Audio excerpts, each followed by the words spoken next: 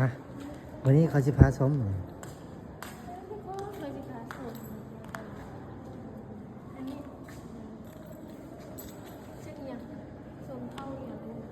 น่าจะสมเท่าโอเคสลับไปต่อ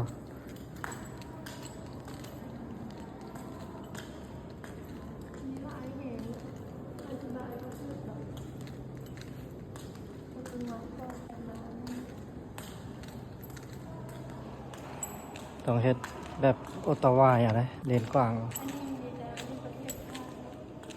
ที่เป็นพระพุทธรูปข้างในเป็นพระพุทธสมมาสัมพุทธเจ้าเขา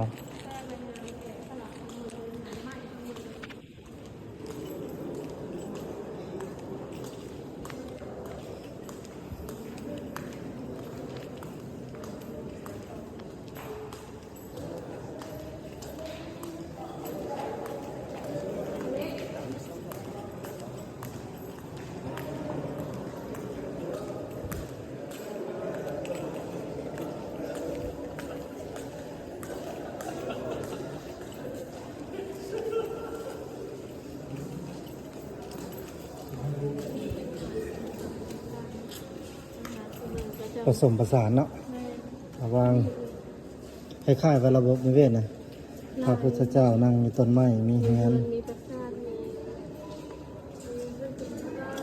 นี่พระอันน้อยโอ้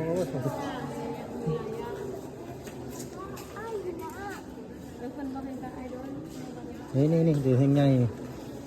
เป็นเมืองนึงเลยเนี่ยมีทั้งพระทั้งเฮือนมีทั้งวัดมีทั้งต้นไม้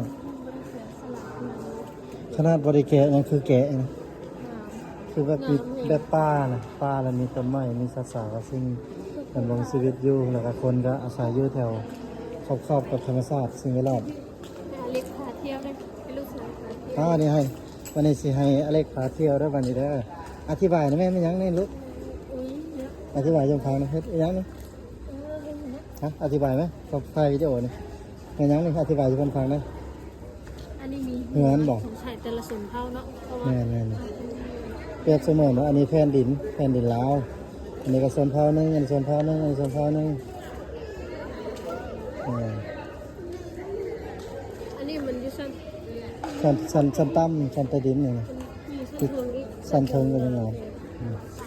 ชั้นลุ่มก็งามเทิงก็งาม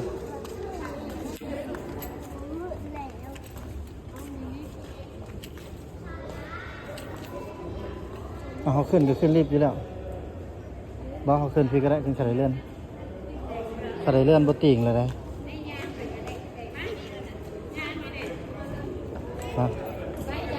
ถ้าคนย่างไก่แล้วค่อยเลื่อนก็บ่เปิดค้างไว้เลยเนาะ